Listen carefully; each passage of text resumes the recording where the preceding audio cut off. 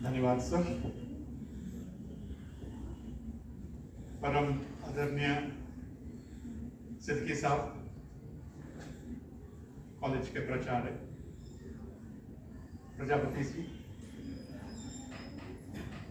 College के staff और प्यारे बच्चों, मेरा सौभाग्य है कि मुझे पुनः सिद्दीकी साहब ने याद किया और ये अवसर दिया कि मैं आप लोगों के बीच आके कुछ बातें गुरु गोबिंद सिंह जी और उनके साहबजादों के बारे में आपके साथ बांट पाऊं। जितना मैं समझा हूं उसको आपके सामने रखने का प्रयास करूंगा। कई सारी बातें हैं, कहां से शुरू करूं ये थोड़ा सा मुश्किल हो जाता है।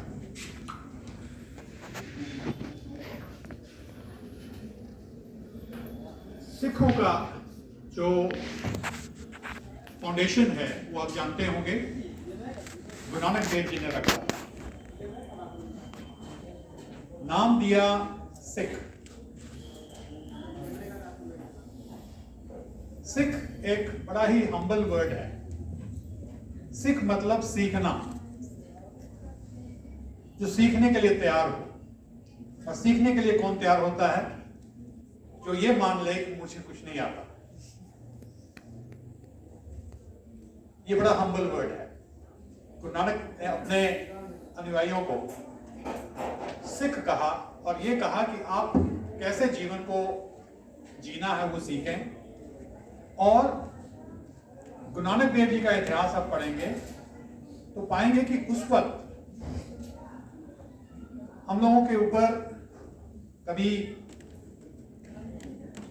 कोई आके राज करता था, कभी सुल्तान आए, कभी लोडीज आए, कभी मुगल्स आए। नानक जो हैं वो बाबर के समकालीन थे। मुगल पीरियड, मुगल काल जो रहा वो नानक से लेकर गुरु गोबिंद सिंह जी तक समकालीन रहा। नानक के समय अगर अकबर थे तो गुरु गोबिंद सिंह जी के समय में औरंगजेब थे। अब आप हम लोग मुगलों के बारे में पढ़ते हैं, लेकिन सिखों के बारे में संस्थानों में जगह उसे नहीं मिली थी। और इसका कारण बहुत सारे हैं। मैकॉले जो इंग्लिश ब्रिटिशर थे, उन्होंने भी जब वो मुगलों के बाद हिंदुस्तान में उन्होंने अपने पैर जमाए ईस्ट इंडिया कंपनी के द्वारा, तो उन्होंने हमारे एजुकेशन सिस्टम को, जो उस वक्त एक गुरुकुल बेस था, नालंदा था, नालंदा को भी कई सारे जो रूलर्स थे उन्होंने बर्बाद किया, खिलजी ने। मैकॉले ने उसको इस तरह से हमारे सामने रख दिया बना के। उनकी जो चिट्ठी है, उन्होंने जो भारत से चिट्ठी इंग्लैंड की क्वीन को लिखी थी, वो आपको गूगल करके पढ़ना चाहिए, जिसमें उन्होंने ये बताया कि हमारे सिस्टम को बदलना होगा। और जो उन्होंने एजुकेशन सिस्टम सेट किया, that produce more of बाबूस, clerks.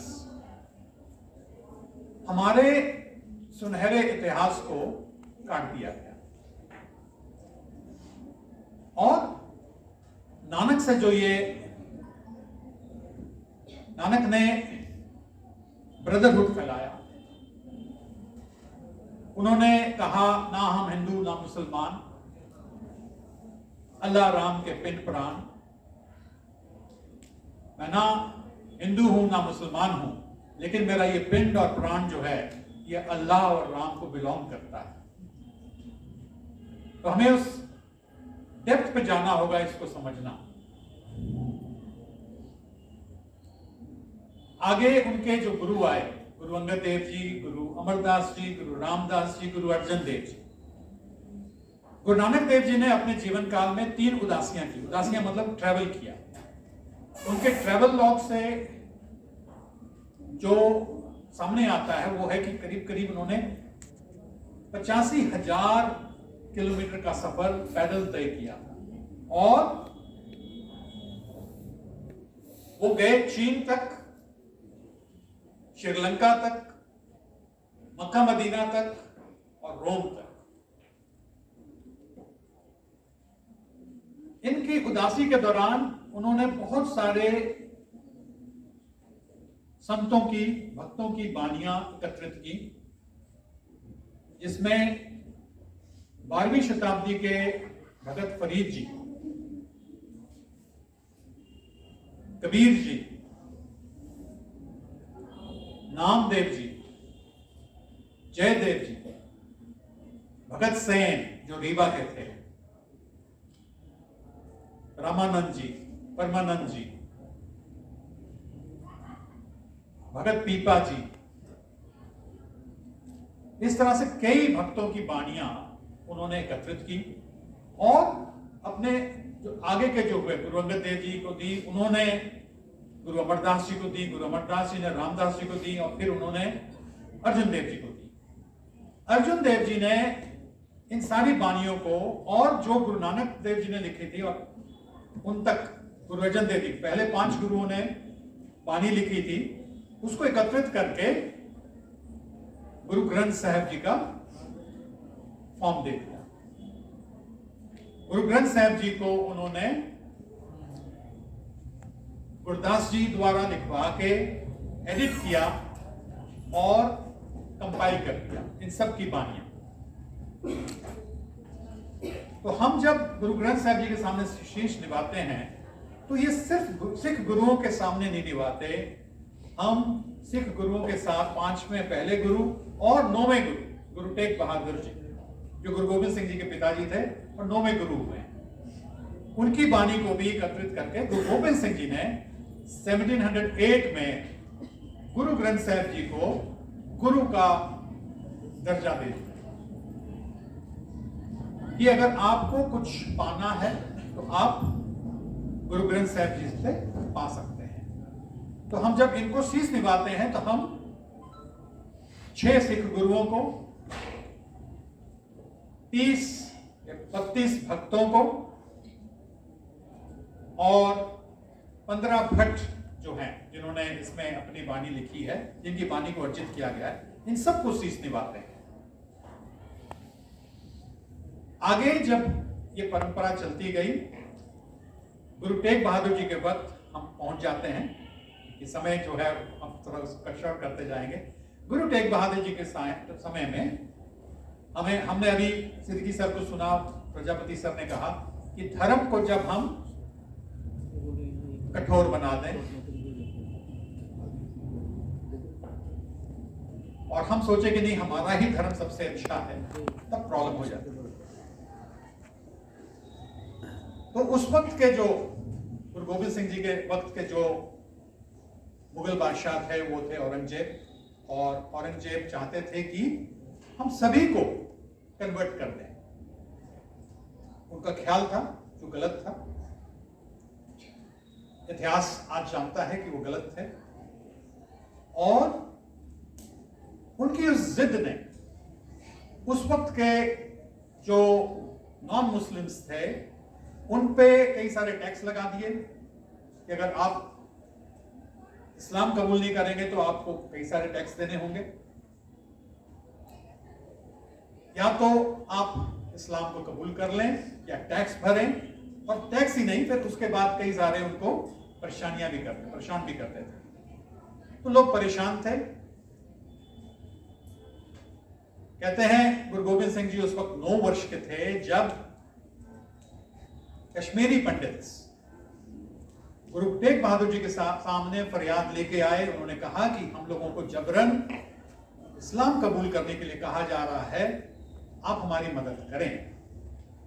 तो जब गुरु गोबिंद सिंह जी बाहर से आए और उस दरबार में उन्होंने प्रवेश किया तो उन्होंने अपने पिताजी को थोड़ा सा गमगीन पाया और उन्होंने पूछा कि आप इस तरह से गमगीन क्यों हैं। तो उन्होंने कारण बताया कि ये कश्मीरी पंडित आए हैं और इनकी फरियाद ये है। तो गुरु गोबिंद सिंह जी ने पूछा इसका हल क्या होगा, क्या हो सकता है। तो गुरु तेग बहादुर जी ने कहा कि इसमें किसी महापुरुष की शहीदी की जरूरत है। Someone should come forward who is someone capable. तो 8 या 9 वर्ष की आयु में गुरु गोबिंद सिंह जी ने गुरु तेग बहादुर जी से कहा, अपने पिता से कहा कि आपसे फिर महापुरुष कौन हो सकता है, आप आगे आइए। ऐसे थे गुरु गोबिंद सिंह जी। 8-9 वर्ष की आयु में उन्होंने अपने पिता को प्रेरित किया और गुरु तेग बहादुर जी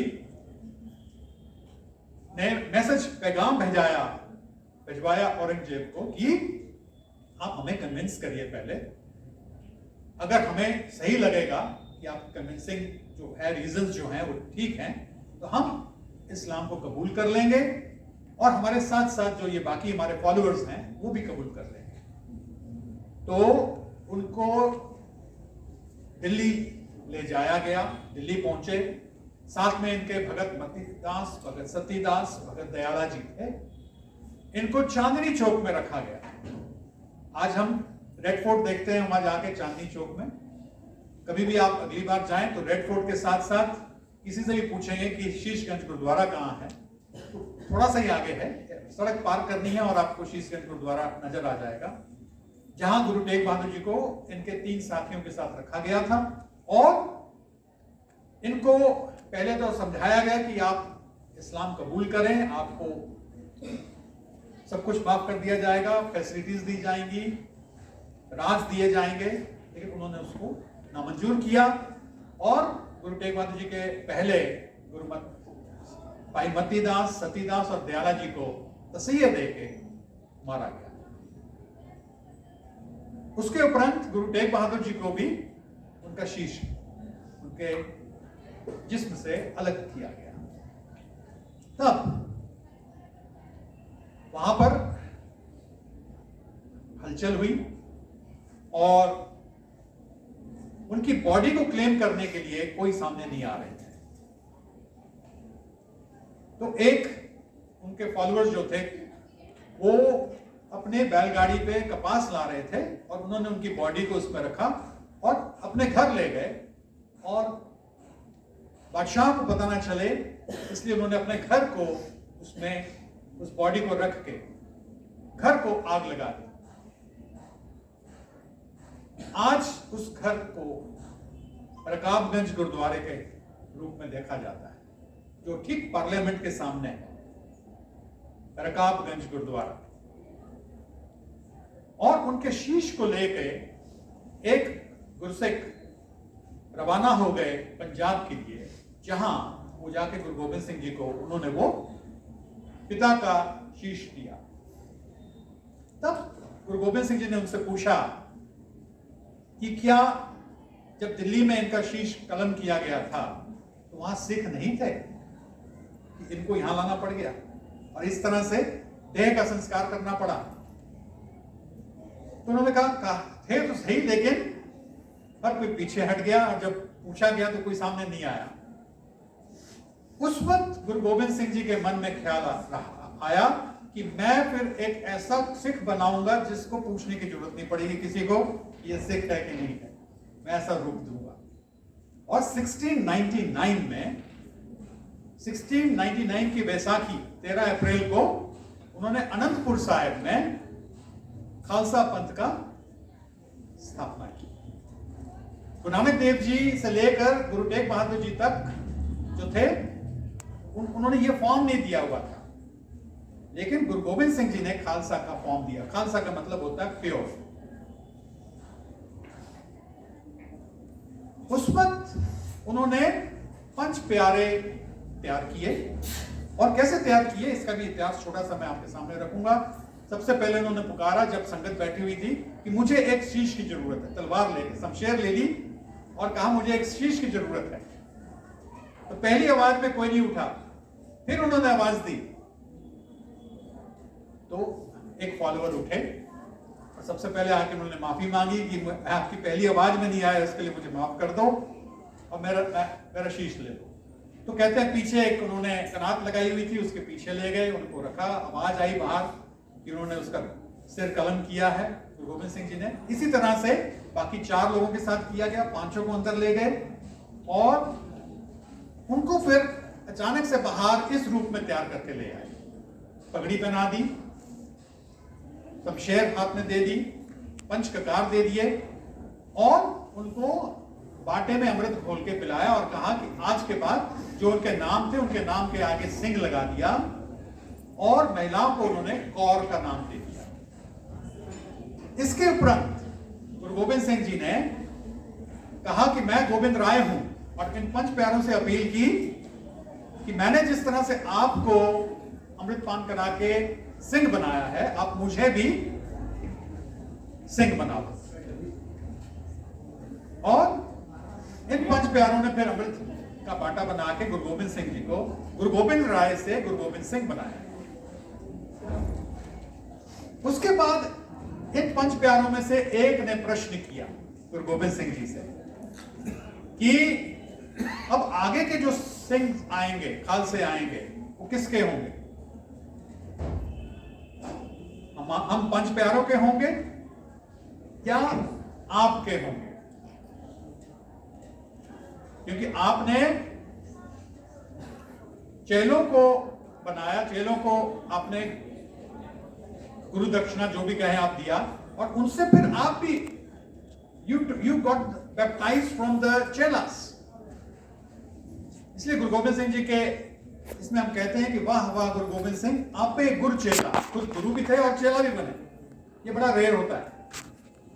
तो उनके इस प्रश्न के जवाब में गुरु गोबिंद सिंह जी ने कहा कि सिख जो हैं, खालसे जो हैं, ये ना 5 प्यारों के होंगे ना मेरे होंगे। तो उन्होंने वो स्लोगन दिया जिसको आप सुनते हैं, बोलते फिर ये सिख किसके हैं, खालसे किसके हैं? बोले वाहिगुरु जी का खालसा। खालसा जो है ये 5 प्यारों का नहीं और गुरु गोबिंद सिंह जी का नहीं, ये वाहिगुरु का, परमात्मा का, वाहिगुरु जी का खालसा। और जो भी ये जीत अर्जित करेंगे ये ना 5 प्यारों की होगी ना मेरी होगी, ये भी उस परमात्मा की होगी। वाहिगुरु जी का खालसा, वाहिगुरु जी की फतेह। फतेह जो होगी ये हर बार उस परमात्मा परवरदिगार की होगी और किसी की नहीं होगी। और अगर आप सही मार्ग पे चल रहे हो, सिद्दकी साहब ने आपसे अपील की अभी कि हमारा मकसद जो ये इस तरह के कार्यक्रम करना है, एक मार्ग चुनना। हम सब यात्रा में, हम लोगों की यात्रा जारी है, शारीरिक यात्रा और मन की यात्रा। शरीर जो है ये अपने पड़ाव की ओर बढ़ता रहता है, चाहे वो हमें चिता पे जाना है या कब्र पे जाना है, हर रोज बढ़ रहे हैं, हर पल बढ़ रहे हैं। उस वक्त ये अंततः मिट्टी थी और मिट्टी बनेगी। इसमें हमारा जो मन जो सवार है, हमें इसकी यात्रा की चिंता करनी है। शरीर बहुत मिलेंगे, बहुत मिले थे हमें, आगे पता नहीं और कितने मिलेंगे, लेकिन मन जो है इसको हमें प्योर करना है। तो मन कैसे प्योर होगा? अच्छी सोच से, अच्छे विचारों से। मन जो है हमेशा भागता है, हम लोग यहां बैठे हुए हैं लेकिन मन हमारा बहुत जगह भाग रहा है। तो उसी को कंट्रोल करके हमें उसमें अच्छी चीजें डालनी है। जो हम बर्तन में डालेंगे वो ही निकलेगा। और ये लड़ाई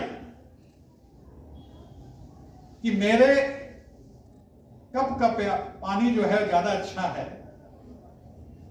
या मेरी सुराही का पानी ज्यादा अच्छा है या मेरे मटके का पानी ज्यादा अच्छा है या मेरे टब, मेरी बाल्टी का पानी ज्यादा अच्छा है,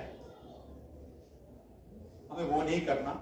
हमें ध्यान देना है पानी की ओर। पानी जो है, चाहे वो गिलास में है, सुराई में है, लोटे में है, मटके में है, बाल्टी में है, टब में है, ऊपर वाटर टैंक में है, नदी में है, जहां भी है पानी पानी। हमें इस चीज को रियलाइज करना है।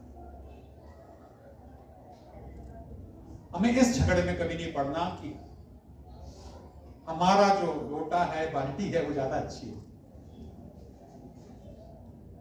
अगर इस चीज को आप समझ लेंगे, पकड़ लेंगे, फिर आप छोटी मोटी बातों में नहीं उलझेंगे। गुरु गोबिंद सिंह जी के बारे में कुछ गलतफहमियां भी हैं कि ये मुस्लिम्स के खिलाफ थे, सिख जो है मुस्लिम्स के खिलाफ है, ऐसा नहीं है। आप इतिहास को पढ़िए, आप पन्ने पलटिए, सिख इतिहास पढ़िए, उस वक्त की जो चीजें थी वो देखिए, ऐसा कुछ नहीं था। अगर गुरु गोबिंद सिंह जी की लड़ाई थी, वो थी जुर्म के खिलाफ, कि आप जबरदस्ती ना करें। और इनके आर्मी में भी कई सारे मुस्लिम्स थे।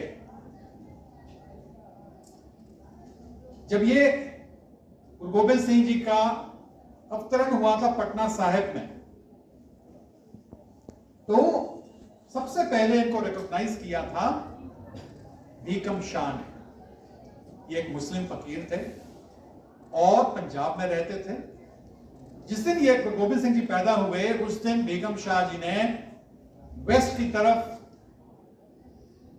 अपनी जो नमाज है वो नहीं पढ़ के ईस्ट की तरफ पढ़ा था। और लोगों ने कहा कि आप ईस्ट की तरफ क्यों पढ़ रहे हो?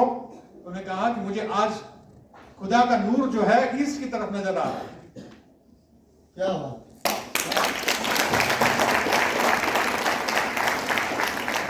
और 3 महीने बाद, 3 महीने की यात्रा करते हुए बेगम शाह पटना साहिब पहुंचे थे गुरु गोबिंद सिंह जी के दर्शन करने के लिए। बाल अवस्था में थे वो, और कहते हैं बेगम शाह ने उनके सामने में 2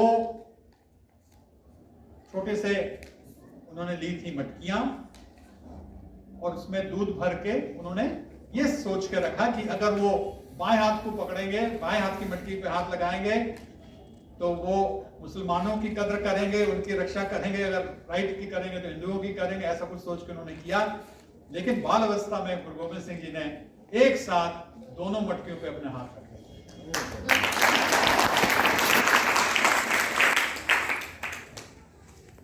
चमकौर की लड़ाई पे आते हैं। यहां पे क्या था, सिख गुरुओं ने एक लंगर प्रथा चालू कर दी। तो गुरु नानक देव जी का आप पढ़े होंगे सच्चा सौदा, तो बहुत छोटा टच करूंगा। छोटा सौदा, सच्चा सौदा जो था, गुरु नानक देव जी के पिताजी ने उनको 20 तमड़े दिए थे और कहा था कि इससे सच्चा सौदा करके आओ।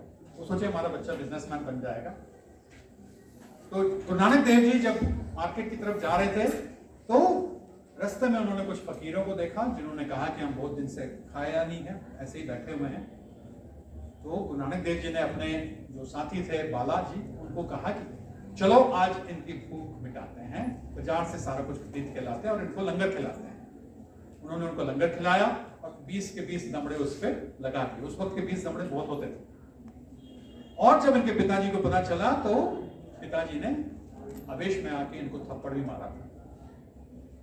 राय बुलार को जब पता चला, राय बुलार वहां के एडमिनिस्ट्रेटर थे, आप उसको राजा कह सकते हैं। तो राय बुलार को जब पता चला कि उन्होंने ऐसा किया है, तो उन्होंने कालूराम जो पिता थे इनके गुरु नानक देव जी को, उनको मना कर दिया कि आप नानक को कभी ऐसी बातों से रोकेंगे नहीं। आपको अगर कुछ पैसों की कमी होगी तो आप मेरे पास आएंगे। वो सच्चा सौदा जो गुरु नानक देव जी ने उस वक्त 20 दमड़ों से चालू किया था, आज वो पता नहीं कितने लाखों को रोज लंगर खिला रहा है।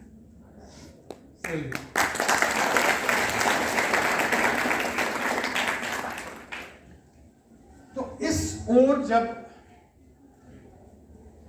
गुरु गोबिंद सिंह जी तक समय आता है, चमकौर की क्या हुआ था, लंगर की प्रथा भी ऐसी थी। जो गुरुओं को मिलने जाते थे, कहते थे पहले पंगत फिर संगत।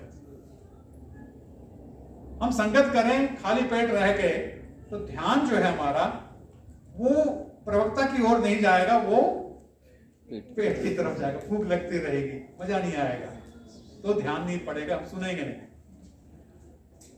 तो कहा जाता है, गुरुद्वारों में भी यही प्रथा है, बड़े बड़े गुरुद्वारों में जाएंगे तो कहा जाता है पहले पंगत कर लीजिए, पंगत यानी लाइन में लग के लंगर खा लीजिए और फिर अंदर जाके संगत करिए।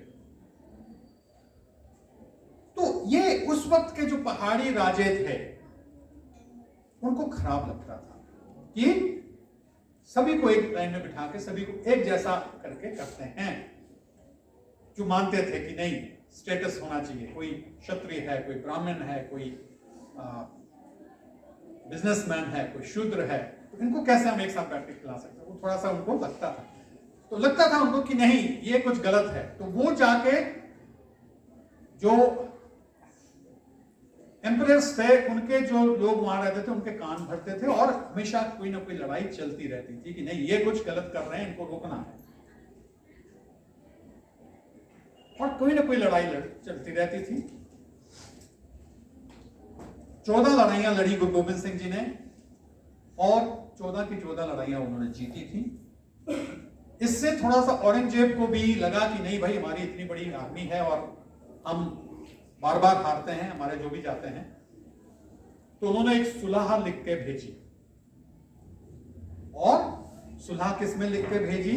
जो उनके जो सूबेदार थे उन्होंने उसको कुरान शरीफ में लिख के भेजा कि आप चमकौर की गढ़ी या अनंतपुर की गढ़ी को छोड़ दें, पीछे हट जाएं, हमारी सेना आपका पीछा नहीं करेगी। तो गुरु गोबिंद सिंह जी ने भी सोचा कि ठीक है, बार बार की लड़ाई के बजाय उन्होंने ये सुलह करना बेहतर समझा कि हम अनंतपुर का किला छोड़ देते हैं, पीछे हट जाएंगे और ये रोज रोज की जो प्रॉब्लम्स हैं ये भी खत्म हो जाएंगी, क्योंकि काफी प्रॉब्लम्स रहती थी।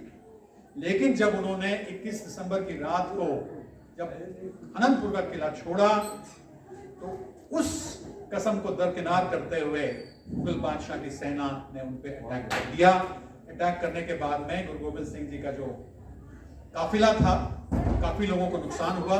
उनके बड़े बेटे अजीत सिंह जो 19 वर्ष के थे और जोरावर सिंह, जुझार सिंह जो 14 वर्ष के थे, वो शहीदी प्राप्त को उनकी शहीदी हुई चमकौर की लड़ाई में। और गुरु गोबिंद सिंह जी के माता जी 2 छोटे साहबजादों को लेकर अलग हो गए। गुरु गोबिंद सिंह जी चमकौर की गढ़ी में रह गए और कहते हैं पूरा परिवार बिखर गया, सब कुछ बिखर गया। उधर माता गुजरी और ये छोटे नौनिहाल साहबजादे जोरावर सिंह और फतेह सिंह, जिनकी उम्र 9 वर्ष और 7 वर्ष की थी, वो अपनी दादी मां के साथ रहे और उनके साथ में एक गंगू राम थे, जिन्होंने कुछ पैसों के लालच में आके ये खबर दे दी प्रशासन को कि यहाँ गुरु गोबिंद सिंह जी की माता जी और उनके 2 छोटे बेटे हैं। उनको पकड़ लिया गया, पकड़ के उनको सरहंद ले जाया गया। सरहंद जो फतेहगढ़ में है, चंडीगढ़ से आप जाएंगे मुश्किल से, चंडीगढ़ से ये 25-30 किलोमीटर की दूरी पे है। कभी आप चंडीगढ़ घूमने जाएं, शिमला घूमने जाएं तो फतेहगढ़ भी जाएं। फतेहगढ़ में उनको लेके जाया गया, जहां पर उनको एक ठंडे बुर्ज में रखा गया। ठंडा बुर्ज होता है थोड़ी सी हाइट पे जाके, ओपन एयर वाला बुर्ज होता है, उसमें रखा गया। आप गूगल करेंगे तो आपको मिल जाएगा। उसमें सोचो, हम लोग आज इन दिनों में सर्दियों में घर में आराम से सोते हैं, गर्म कपड़े होते हैं, लेकिन वहां पर उनको कुछ नहीं दिया गया और सब कुछ, उनका खाना पीना भी रोक दिया गया। 3 दिन उनकी पेशियां चली और जब पेशी चलती थी उस पेशी में करीब 17 लोग बैठते थे, 17 बोर्ड मेंबर्स थे और 17 बोर्ड मेंबर्स में सरहंद के जो वजीर थे, सूबेदार थे, वो थे जो मेन थे। और उन्होंने जब इनको देखा पहली बार तो हैरान हुए, बोले अरे इतने छोटे। उनको नहीं अंदाजा था कि गुरु गोबिंद सिंह जी छोटे बेटे इतने छोटे होंगे उम्र में। और वहीं पे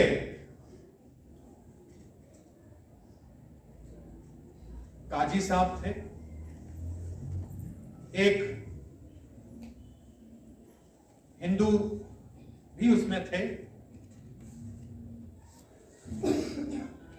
जो हिंदू पंडित थे उन्होंने मतलब जो समझ लीजिए गायत्री मंत्र पढ़ते थे, सारे जो कर्मकांड हैं हिंदुओं के वो करते थे, उसके बावजूद उन्होंने सूबेदार को ये कहा कि ये जो है ये सपोले, ये सांप के बेटे हैं, इनको बख्शना मत, नहीं तो ये आपको डसेंगे।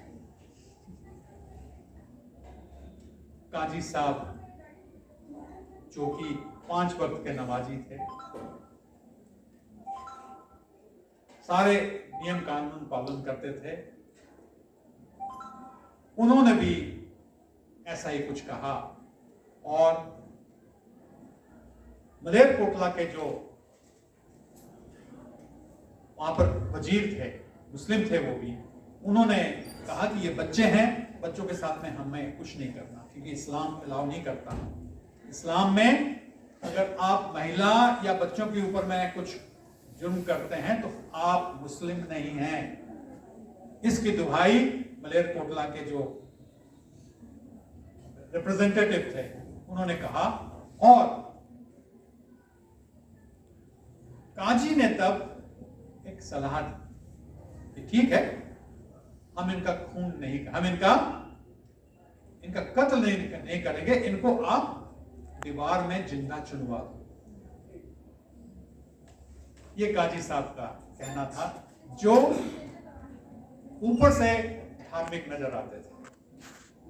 और मलेरकोटला के जो वजीर थे वो कहते हैं कि बहुत ज्यादा वो धार्मिक तो नहीं थे, हाँ वो भी थे मुस्लिम, एक उनके मन में दया थी, और ये काजी और ये जो हिंदू थे इनके मन में नहीं थी। सरहंद के जो सूबेदार थे उनको काजी का मशवरा पसंद आया कि ठीक है, हम डायरेक्ट मर्डर से बच जाएंगे बच्चों के, इनको जिंदा चिनवा दिया जाए। और उनको 2 छोटे साहिबजादों को ऐसा ही किया गया। उनको सरहंद में फतेहगढ़ के गुरुद्वारे में, आज जहां गुरुद्वारा है ठंडा बुर्ज के बगल में, उस दिन दादी माँ ने उनको तैयार करके भेजा और ये कह के भेजा कि बच्चों झुकना मत, क्योंकि उनको भी प्रलोभन दिया जा रहा था कि आप मुस्लिम बन जाओ, आप राज करोगे। लेकिन वो नहीं झुके और उनको फिर जिंदा दीवारों में चिनवा दिया गया। कहते हैं जब दीवार चुनी जा रही थी तो छोटे वाले फतेह सिंह जो थे उन तक दीवार पहले पहुंच रही थी, और बड़े की आंखों से, जोरावर सिंह की आंखों से आंसू बह चले। छोटे ने बड़े से पूछा कि क्यों रो रहे हो भाई, कुछ आप में कुछ सोच, मतलब are you thinking something else? तो कहता है नहीं, मैं इसलिए रो रहा हूं कि तुम मेरे बाद आए और मुझसे पहले शहादत पा जाओगे, मैं उसको सोच के रो रहा हूं।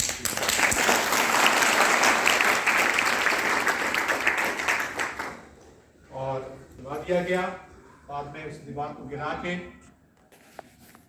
ताकि पूरा मामला खत्म हो, उनके गले भी रेत दिए गए ताकि उनके प्राण चले जाए। उसके बाद ये ऐलान हुआ था कि सरहंद के जो वजीर थे, अच्छा मलेरकोटला का मैं बताना भूल गया, मलेरकोटला के जो रिप्रेजेंटेटिव थे वो डिसीजन के फाइनल होने से पहले वहां से उठ के चले गए, बोले वो वॉकआउट कर गए, बोले मुझे जो आप लोग कर रहे हो ये बिल्कुल ठीक नहीं लग रहा। उस व्यक्ति के उस कथन के अनुसार आज की डेट में भी मलेरकोटला में कभी हिंदुस्तान की फौज उस पर अटैक नहीं करती। सोचिए, एक उनके इस रवैये के कारण से पूरा मलेरकोटला जो है सेफ है। मैं सिख की बात नहीं कर रहा, मैं इंडियन आर्मी की बात कर रहा हूं। इंडियन आर्मी मलेरकोटला को अटैक कभी नहीं करेगी। और इन सब चीजों के बाद गुरु गोविंद सिंह जी को चमकौर की गढ़ी से आलमगीर तक लेके जाने वाले जो थे, पालकी में बिठा के दुश्मनों से बचाते हुए वो कोई और नहीं थे, वो नबी खान और गनी खान थे। मैं फिर इस चीज को दोहरा कह रहा हूं क्योंकि ये भ्रम न हो कि वो मुस्लिमों से लड़ रहे थे। नबी खान, गनी खान मुस्लिम थे, उन्होंने इनको बचाया। अपने आप को, गुरु जी को वो अपना वली कहते थे। और उसके बाद फिर गुरु गोबिंद सिंह जी ने जफरनामा लिखा। जफरनामा भी आपको गूगल में मिल जाएगा, ऑनलाइन उपलब्ध है। उसके इंग्लिश हिंदी ट्रांसलेशंस भी हैं। उसको पढ़ें आप, थोड़ा सा समय लगेगा, 1.5-2 घंटा लगेगा। थोड़े से स्लो रीडर हैं तो हो सकता है 3 घंटे लग जाए, लेकिन जफरनामा आप जरूर पढ़ें। आप पाएंगे कि किस तरह से गुरु गोबिंद सिंह जी ने उस वक्त के एम्परर औरंगजेब को क्या लिखा और उनको सुचेत किया, आगाह किया। और उतना ही नहीं, उनको थोड़ा सा लज्जित भी किया कि आपने कुरान शरीफ को बदनाम किया, कुरान शरीफ पे आपने कसम लिख के भेजी और उसको आपने निभाया नहीं, आप किस तरह के मुसलमान हैं। कहते हैं जब ये जफरनामा चिट्ठी औरंगजेब को मिली तब वो औरंगाबाद में थे, उम्र दराज हो गए थे, 86 वर्ष के हो चुके थे, कमजोर हो गए थे। उन्होंने एक पैगाम गुरु गोबिंद सिंह जी को भेजा जब वो नांदेड़ में थे, साउथ में, कर्नाटका में, कि मेरी उम्र हो चुकी है, मैं आपके दर्शन करना चाहता हूं। अगर मेरी सेहत अच्छी होती तो मैं आता, कि आप मुझसे दर्शन मुझे मिल सकते हैं। गुरु गोबिंद सिंह जी कहते हैं कि तैयारी कर ही रहे थे, लेकिन उस बीच में औरंगजेब का देहांत हो गया। एक और अल्लाह यार खान हुए हैं लाहौर के, जिनको जोगी कहा जाता है। उन्होंने इन साहिबजादों के बारे में विस्तार से लिखा है। जो वाकई में जानना चाहते हैं कि क्या लिखा होगा और उस चमकौर की लड़ाई में क्या हुआ होगा, आप फिर इसको पढ़ें। अल्लाह यार खान जोगी YouTube में मिल जाएंगे, आप पढ़ सकते हैं, सुन सकते हैं जो उन्होंने लिखा है। उन्हीं में से कुछ पंक्तियां मैं आपके सामने रखना चाहूंगा। अल्लाह यार खान का कहना है, अल्लाह की सौगंध है, नानक की कसम है, अल्लाह की सौगंध है, नानक की कसम है, जितनी भी हो गोविंद की तारीफ वो कम है। आगे कहते हैं, हर चंद मेरे हाथ पुरजोर कलम है, हर चंद मेरे हाथ पुरजोर कलम है, सतगुर के लिखूं वसब कहां ताबे रकम है। मैं सतगुरु गोबिंद सिंह जी के मैं कुछ प्रशंसा लिख सकूं, मेरे कलम में वो ताकत नहीं है। और आगे कहते हैं, एक आंख से क्या बुलबुला कुल बहर को देखा। कहते हैं गुरु गोबिंद सिंह जी को कई लोग मिसअंडरस्टैंड कर जाते हैं। कहते हैं Guru Nanak Dev ji was very humble and he believed in brotherhood, लेकिन शस्त्र उठा लिए गुरु गोबिंद सिंह जी ने तो उन्होंने गलत किया। उनको कई लोग थोड़ी सी ना समझी में कुछ ना समझ नहीं पाते। तो अल्लाह रखा अपनी इन पंक्तियों में कह रहे हैं कि एक आंख से क्या बुलबुला कुल बहर को देखे, सागर को या मझधार को या लहर को देखे। किसको देखे? सागर को देखे, मझधार को देखे या लहर को देखे। क्योंकि गुरु गोबिंद सिंह जी अगर ऊपर से सागर की तरह लहरें चल रही हैं, अगर वैसे सिर्फ लहरों पे ही अगर हम रह जाएं और अंदर उनके ना जाएं कि उनके अंदर में क्या सोच थी, तो हम गुरु गोबिंद सिंह जी के साथ अन्याय करें। आगे चल के गुरु गोबिंद सिंह जी जब कुछ अपने एहलकारों से मिले, जैसे मैंने कहा नबी खान, गनी खान उनको लेके आलमगीर तक आ गए, तो वहां पर कई लोग मिले और उन्होंने गुरु गोबिंद सिंह जी से कहा कि आप अपनी हार को मान लो, आपकी सुलह हम औरंगजेब से करवा देंगे। औरंगजेब से सुलह करा देंगे। उसके लिए गुरु गोबिंद सिंह जी ने कहा उसके लिए क्या करना होगा? बोले आप अपनी हार को मान लो। बोले मैं कैसे हार को मान लूं? तो उनके जो उनसे जो सलाह दे रहे थे उन्होंने कहा कि आपके पास रहा क्या? आपके पास रहा क्या जो आप हार नहीं मान रहे हो? ना घर रहा, ना गड़ी रही, ना परिवार रहा। चारों साहिबजादे आपके बिछड़ गए। बिछड़ गए क्या मतलब? उनका इंतकाल हो गया। पिताजी नहीं रहे, माता नहीं रही, है क्या आपके पास? तो गुरु गोबिंद सिंह जी ने कहा ना साजो ना बाजो, ना फौजो ना फर्श। ठीक है, मेरे पास में कुछ भी नहीं है। ना साजो ना बाजो, ना फौजो ना फर्श। खुदा बंद बख्श दी ऐशो अर्श। मेरे दिल में खुदा की याद है। मैं कैसे अपने आप को हारा हुआ मानूं? मेरे दिल में खुदा की याद है, मैं कैसे हार मानूं? और फिर से उन्होंने जब उनको और कहा कि नहीं, आप अपनी हार को स्वीकार नहीं कर रहे हैं, तो उन्होंने फिर आगे कहा संगे बदगो। मैं क्योंकि इन पंक्तियों में याद नहीं कर पाया, तो आपके साथ शेयर जरूर करूंगा। संगे बदगो कर अगर, उन्होंने एक एग्जाम्पल दिया, एग्जाम्पल को आप सुने।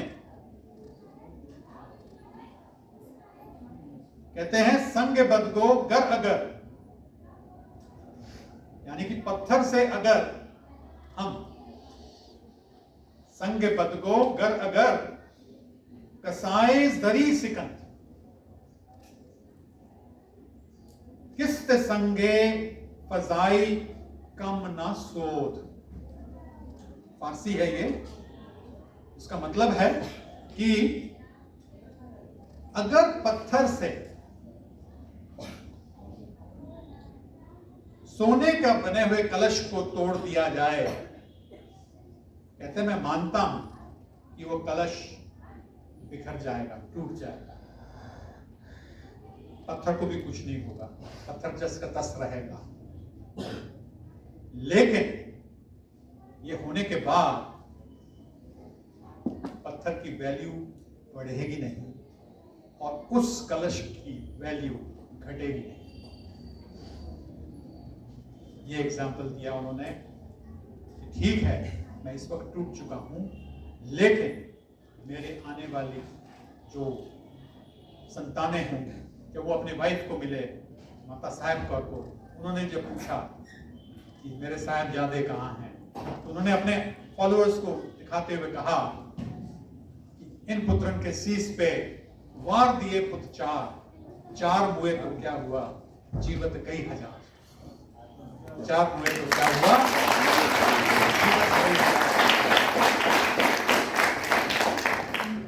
साहब माता साहब का उन्होंने कहा कि चार साहिबजादों के लिए आप परेशान ना हो, आप कई संतानों के आप माता कहलाओ। तो हम लोग की जो खालसा जो हम सोचते हैं, हमारे गुरु पिता जो हैं वो गुरु गोबिंद सिंह जी को मानते हैं और गुरु माता जो है माता साहब को मानते हैं। एक बायोलॉजिकल पेरेंट्स होते हैं और गुरु पिता गुरु माता भी होते हैं। तो हमारे गुरु पिता गुरु माता जो हैं वो गुरु गोबिंद सिंह जी और माता साहब को मानते हैं। तो उन्होंने ये जीवन जो दिया है, आप उनको पढ़ें।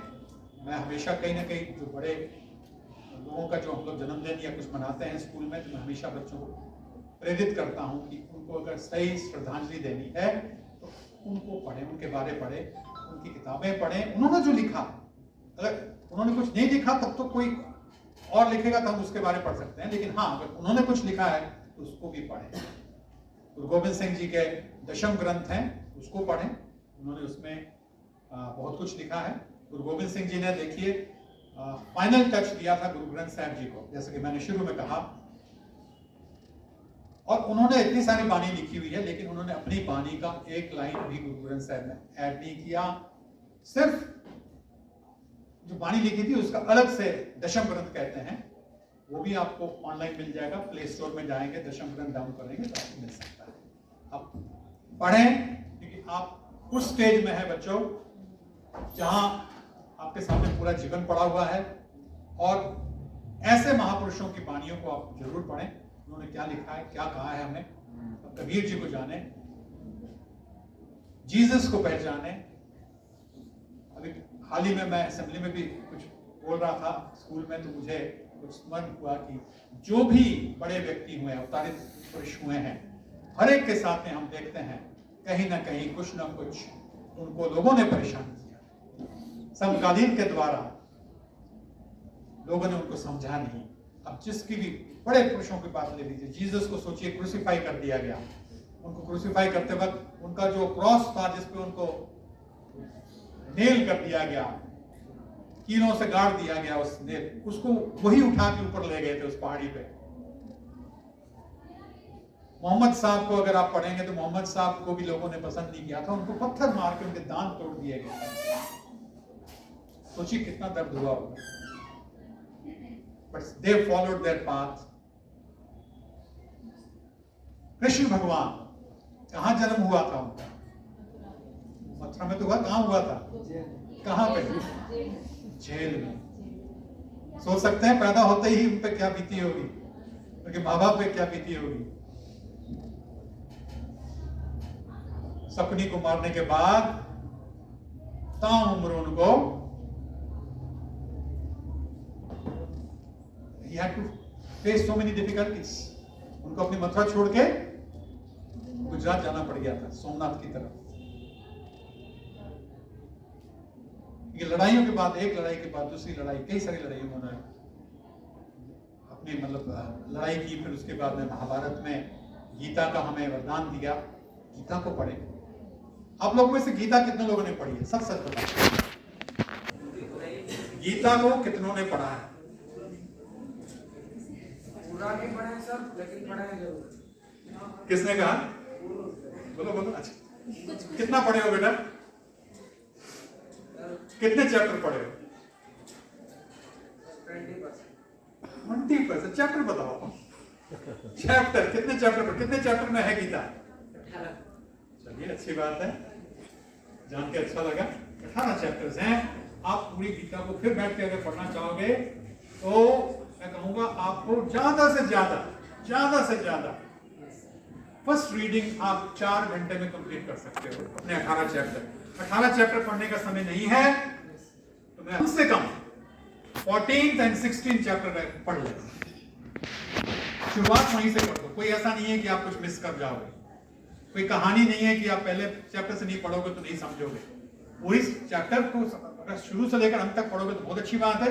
समय कम है तो at least 14th and 18th 16th chapter आप जरूर पढ़ें। आप जानेंगे कि हम जो भी कर रहे हैं वो 3 डिफरेंट नेचर से करते हैं, सतोगुण, रजोगुण और तमोगुण। अब फिर अपने आप को वॉच करो कि आप किस गुण में हो। यही यात्रा है। मैंने एक यात्रा की बात की, एक शारीरिक यात्रा है, चल रही है, शरीर तो इतना चलेगा, लेकिन मन की जो यात्रा है उसको आप सुधारने का रास्ता यही है कि हम जाने कि हम क्या हैं। We don't have enough time to waste. आप जितनी जल्दी मार्ग को पकड़ोगे उतना अच्छा होगा। ये मत सोचो कि रिटायर होंगे उसके बाद ये सब पढ़ेंगे।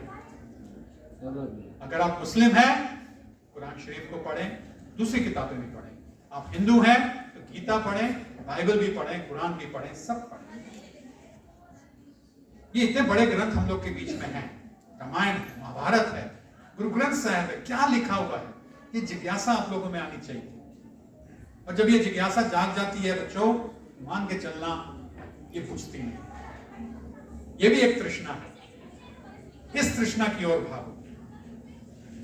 बाकी कारें और बंगले और सोना और जायदाद ये सब बहुत ही मामूली है इन चीजों के सामने। वो सब आ जाएंगे, बुरी नहीं है वो भी। मैं नहीं कहूंगा कि उससे भाग जाओ और दरिद्र वाला जीवन भी तो, no. Enable yourself, become capable, live in luxury, no problem।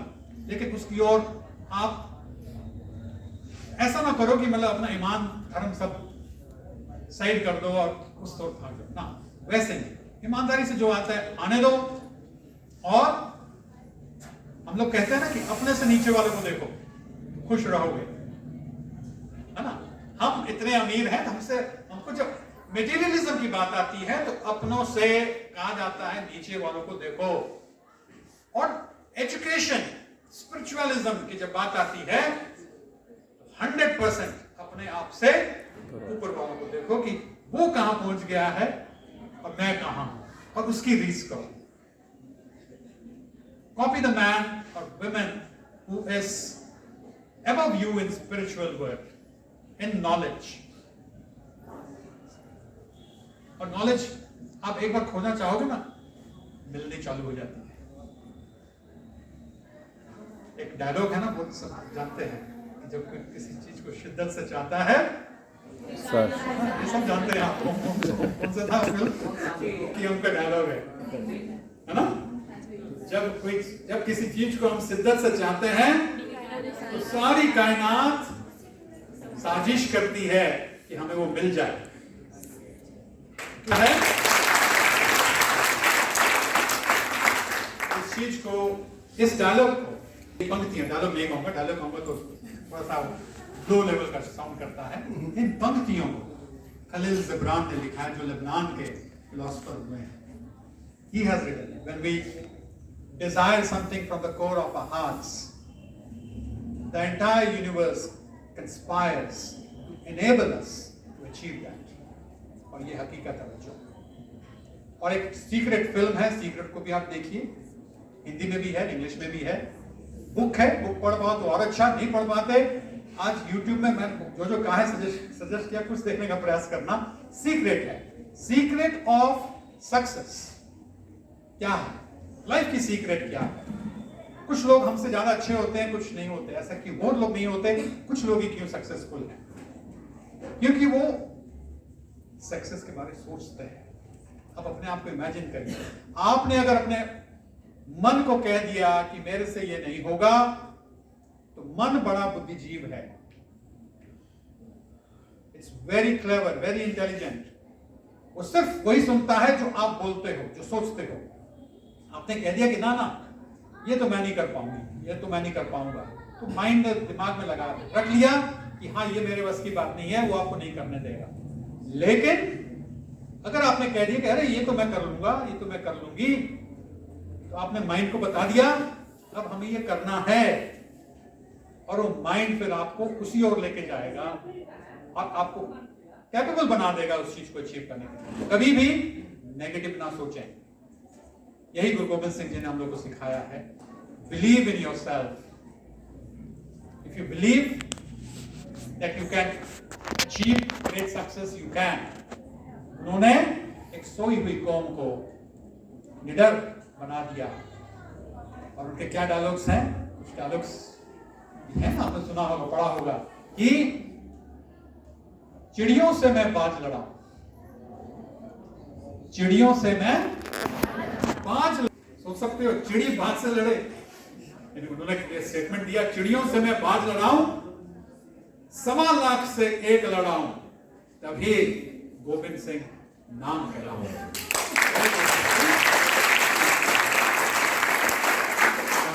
एक बार सिद्धि सर का, कॉलेज प्रशासन का और सभी आप बच्चों का धन्यवाद दूंगा। बच्चे ध्यानपूर्वक बैठ के सुना, और मैं उम्मीद करूंगा कि आप लोग आज YouTube में, गूगल में, आज नहीं, आने वाले कुछ 15-20 दिनों में जो मैंने चीजें कही हैं उनको पढ़ेंगे, सुनेंगे, देखेंगे, और फिर होगा तो आपसे फिर कहीं मुलाकात। बहुत बहुत